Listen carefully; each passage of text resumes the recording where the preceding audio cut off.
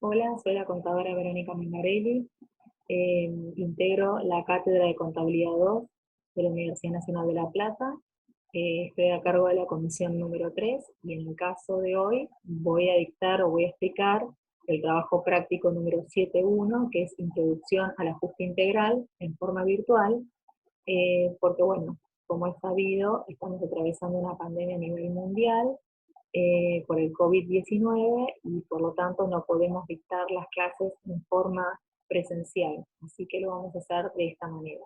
Por supuesto que lo que les sugiero siempre a todos los alumnos, como les sugiero a los míos, que tengo en mi comisión, que por supuesto antes de empezar a ver la práctica, que recurran a la bibliografía y puedan leer todo lo referente al ejercicio que vamos a dar hoy, y por supuesto lo complementen con la clase de los adjuntos, que les va a venir de gran ayuda, les va a ser de gran ayuda.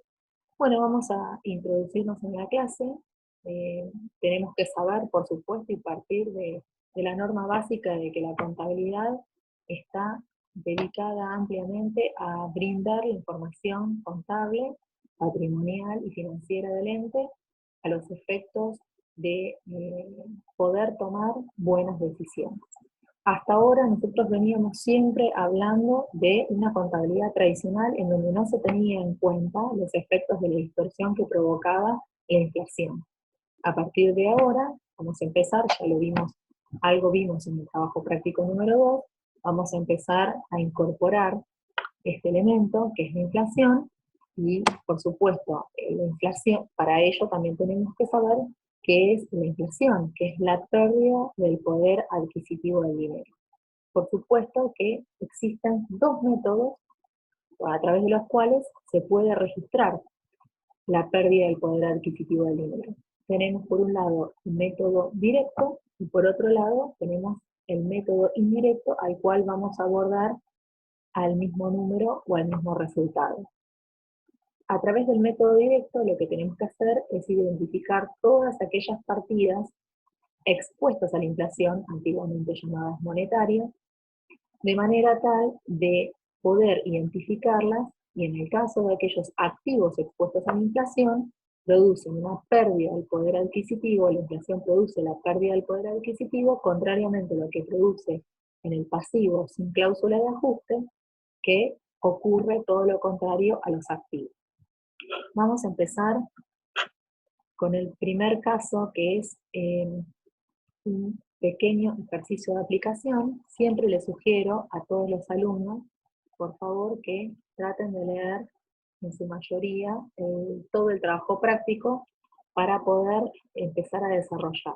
En este caso lo vamos a ir haciendo de a poquito, porque es un trabajo práctico donde hay 7 puntos en donde vamos a ir introduciéndonos y determinando cuáles son aquellas partidas expuestas a la inflación que sufren la pérdida del poder adquisitivo, de manera de poder determinar el RECPAM.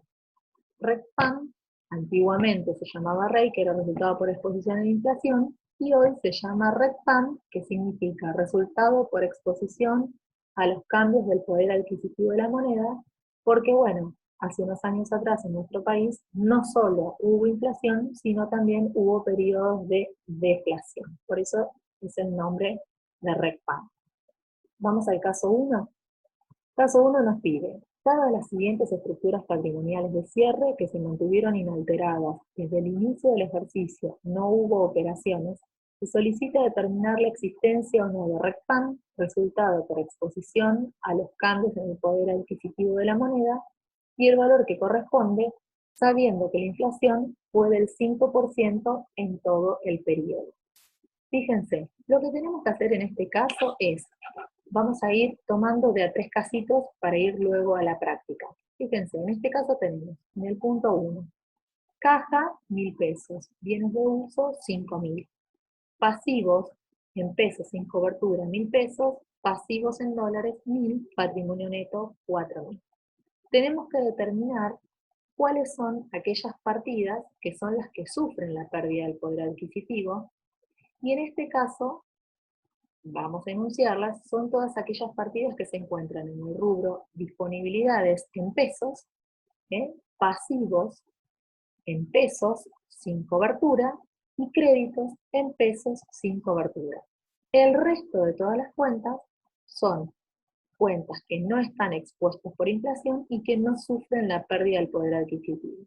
Por lo tanto, a través del método directo, identificando las cuentas que sí son monetarias o sufren la pérdida del poder adquisitivo, estamos en condiciones de determinar o cuantificar cuál es la pérdida o la ganancia en cada caso. Vamos al punto 2. Tenemos créditos en pesos sin cobertura 1000, activo expuesto a la inflación que sufre la pérdida del poder adquisitivo, bienes de cambio 5000, activo no expuesto a la inflación, pasivos en pesos sin cobertura 0, pasivos en especies 1000, patrimonio neto 5000. Y por último vamos al caso 3, en donde vemos caja en pesos 0, no tenemos activos que sufran la pérdida del poder adquisitivo determinables a través del método directo, inversiones temporarias en 1000, pasivos en pesos sin cobertura 1000, sí, en este caso tenemos que tenerlo en cuenta los efectos de la inflación, pasivos en euros 0 y patrimonio neto 5000. Vamos a la parte práctica.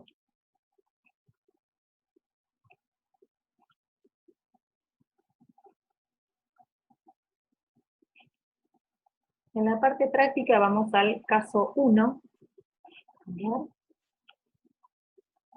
Vamos a compartir. Bien. Tenemos el punto 1, tenemos el punto 2 y el punto 3. En el punto 1 teníamos como activos expuestos a la inflación solo caja en pesos por 1000. Teníamos pasivos expuestos a la inflación en pesos sin cobertura 1000, tal que 1000 de activo menos 1000 de pasivo tenemos neto 0.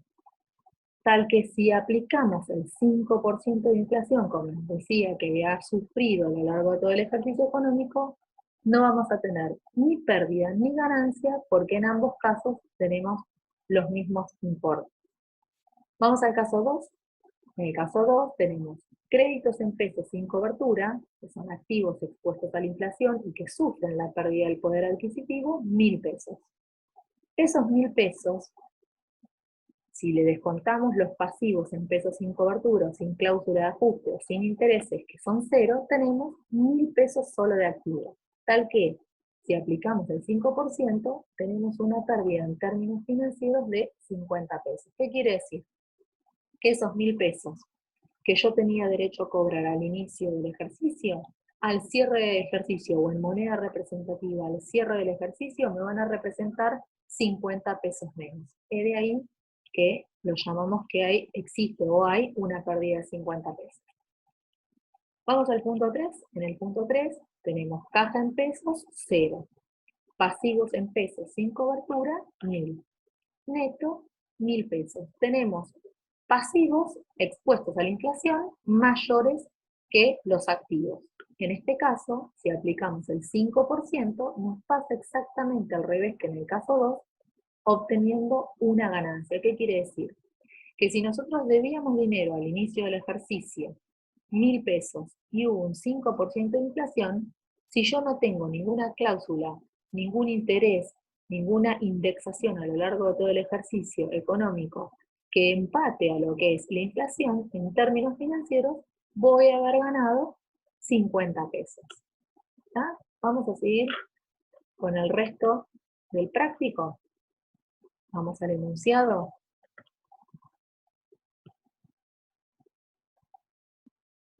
A ver.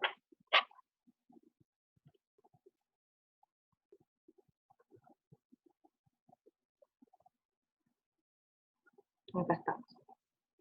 En el punto 4, 5, 6 y 7, vamos a determinar en este ejercicio qué activos y qué pasivos son los que tenemos en cuenta los efectos de la pérdida del poder adquisitivo y cuáles no.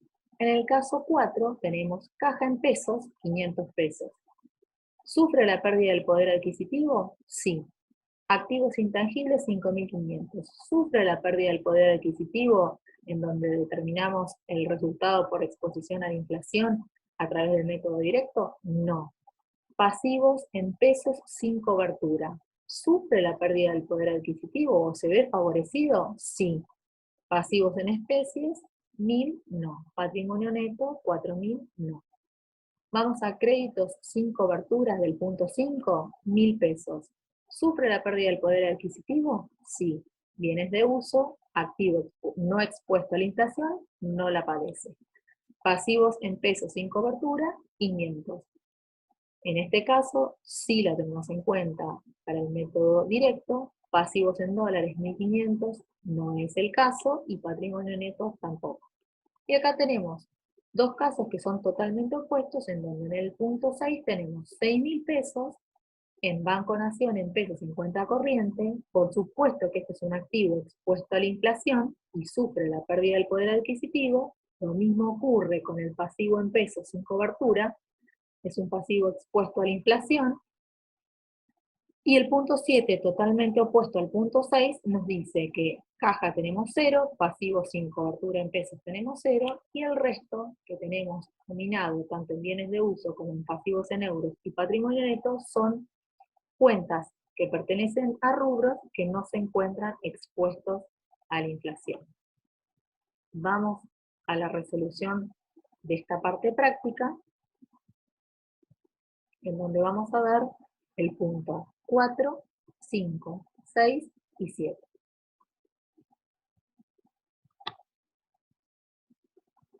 Fíjense, en el punto 4 tenemos caja por 500, pasivo sin cobertura en pesos 1.000, y tenemos 500 pesos en donde el pasivo expuesto a la inflación supera al activo. Aplicando el 5% nos da una ganancia de 25 pesos. En el caso siguiente tenemos exactamente al revés. Créditos sin cobertura, activos expuestos a la inflación, superan al pasivo en 500 pesos y por supuesto, al tener mayor cantidad de activos que superen, tenemos 25 pesos de pérdida. En el punto 6 tenemos 6.000 pesos en activos expuestos a la inflación y 6.000 pesos en pasivos en pesos sin cobertura, también expuestos a la inflación, lo cual nos da un neto de 0, no tenemos ni pérdida ni ganancia porque estamos empatados. Y lo mismo sucede en el caso 7, en donde no tenemos ni caja en dinero en efectivo, ni créditos en pesos sin cláusulas de ajuste, ni pasivos en pesos sin cobertura. Por lo tanto, no tenemos ni ganancia ni pérdida en este caso. En este pequeño caso, lo que estuvimos viendo es, a través del método directo, cuál es la pérdida o la ganancia directa del poder adquisitivo cuando enfocamos cuál es la inflación sobre aquellas partidas que pertenecen a rubros que sí están expuestos a la inflación. Ahora lo que vamos a ver en la segunda parte de este práctico es, partiendo del estado de situación patrimonial del ejercicio número 6, en donde vamos a primero a tener que determinar cuáles son aquellos activos y pasivos expuestos y no expuestos a la inflación, la determinación del RECPAM a través de los dos métodos, a través del método directo, que es ajustando o viendo cuál es la inflación sobre aquellos activos y pasivos que sufren o padecen la inflación, sufren la pérdida del poder adquisitivo, y a través del método indirecto, en donde determinamos y ajustamos sobre todas aquellas partidas no expuestas a la inflación.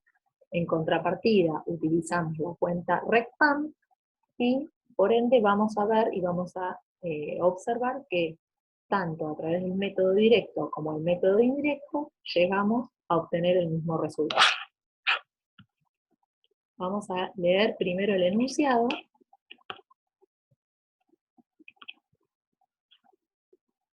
Que es la parte B del práctico, y dice así.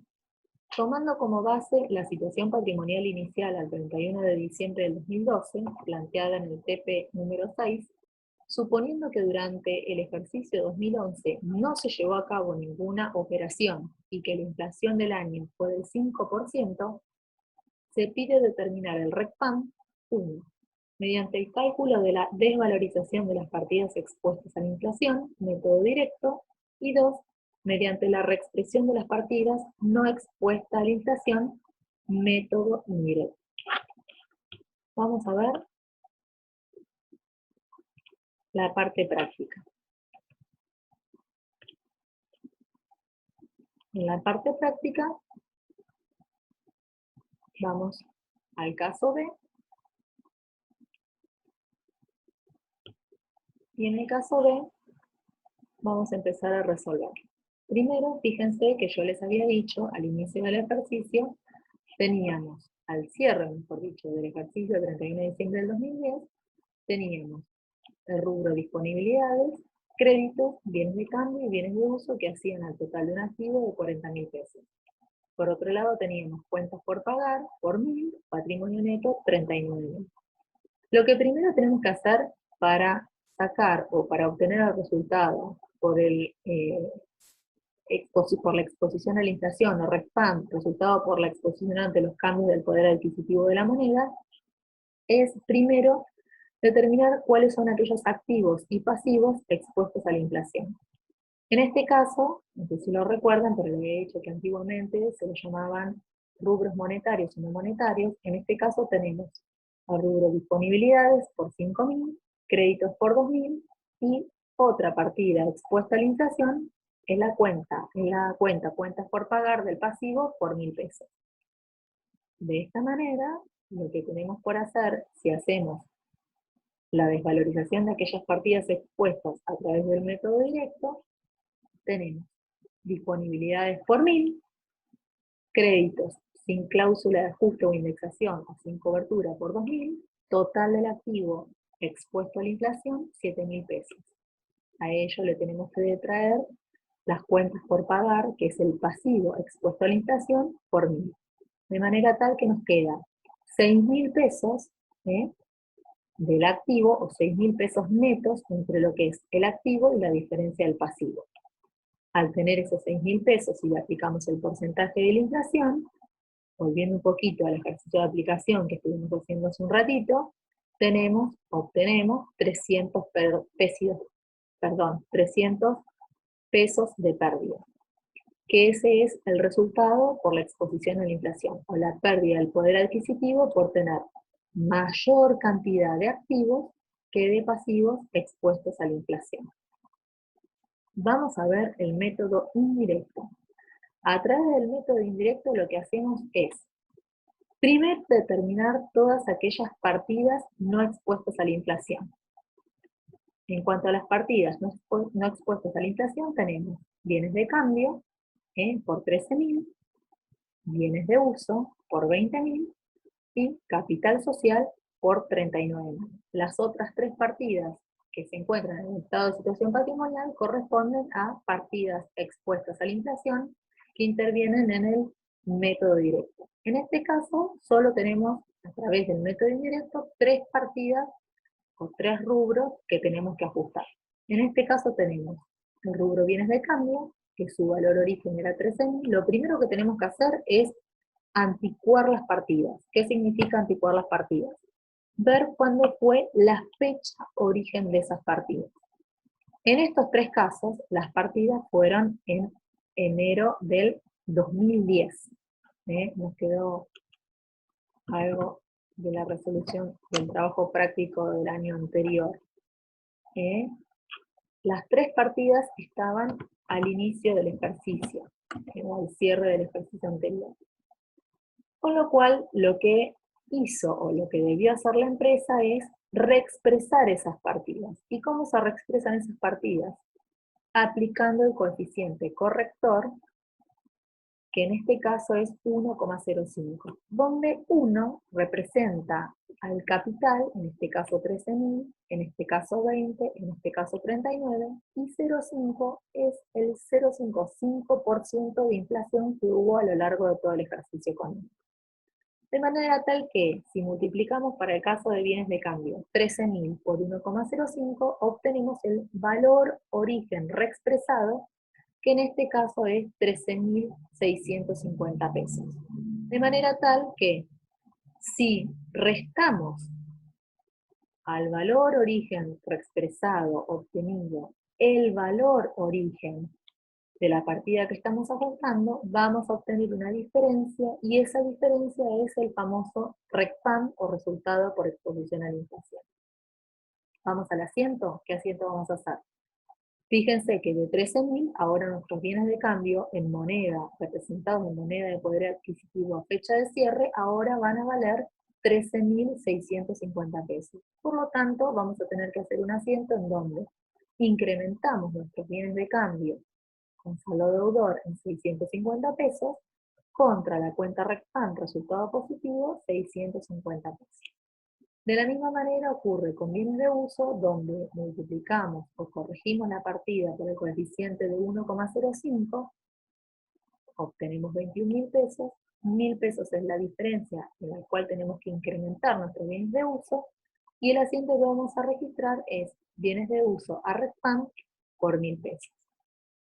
Por último, lo que vamos a registrar es la cuenta con saldo acreedor de capital social, que de 39.000 multiplicado o corregido por el coeficiente corrector 1,05, obtenemos 40.950 pesos, siendo 1.950 pesos la diferencia entre el valor origen reexpresado menos su valor origen. ¿Qué vamos a hacer? Incrementamos el capital social en 1.950 pesos contra la cuenta resultado negativo RECPAM por 1.950 pesos. Acá hay una particularidad. Estamos apuntando la cuenta capital social, pero como esta cuenta siempre tiene que quedar al valor de origen, al valor aportado originalmente, se va a utilizar otra cuenta que se le denomina ajuste al capital o ajuste al valor nominal de capital, y su naturaleza es de patrimonio neto. Vamos a mayorizar la cuenta RECPAM. Tenemos saldo acreedor, 650 pesos por el ajuste de los bienes de cambio. Saldo acreedor, 1.000 pesos por el ajuste a los bienes de uso. Y saldo deudor, 1.950 pesos por el ajuste al capital social. Si terminamos de mayorizar la cuenta, nos va a arrojar un resultado de 300 pesos de pérdida, con lo cual dejamos comprobado que es el mismo valor que obtenemos si ajustamos directamente a aquellas partidas que sufren la pérdida del poder adquisitivo. Bueno, esta es la primera parte del práctico, donde vimos los dos primeros casos o ejercicios de aplicación para introducirnos un poquito en lo que sería lo que es el ajuste integral. Por supuesto que estoy a disposición de ustedes por cualquier consulta o por cualquier temita que no hayan comprendido bien en esta explicación. En una próxima clase o en una próxima etapa vamos a ver la segunda parte con la tercera parte del práctico, donde vemos y nos introducimos en lo que es el ajuste integral.